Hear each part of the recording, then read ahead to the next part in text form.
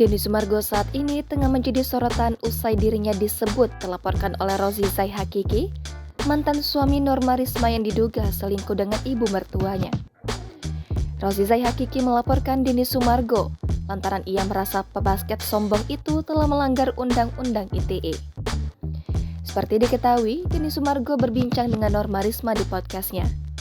Kala itu, Norma Risma mengungkapkan dugaan perselingkuhan yang terjadi antara ibu kandungnya dengan Rozi Zai Hakiki. Menanggapi hal itu, Denny Sumargo dengan tegas mengatakan bahwa Norma Risma lah yang meminta untuk hadir di podcast tersebut.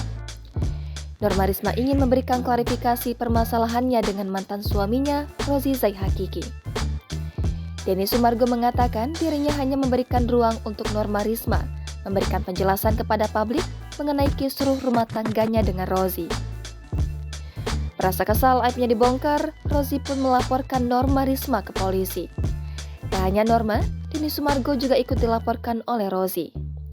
Terkait dirinya dilaporkan oleh Rozi, Denny Sumargo mengatakan hanya akan mengikuti perkembangan yang ada. Denny Sumargo tak menampik dirinya kaget mendapat kabar dilaporkan Rozi. Pasalnya, sejauh ini Rozi tidak menjalin komunikasi dengan Denny Sumargo terkait tudingan pelanggaran Undang-Undang ITE itu. Sementara itu, Polda Banten mengatakan bahwa tidak ada laporan atas nama Rozi Zai Hakiki yang dilayangkan kepada Denny Sumargo.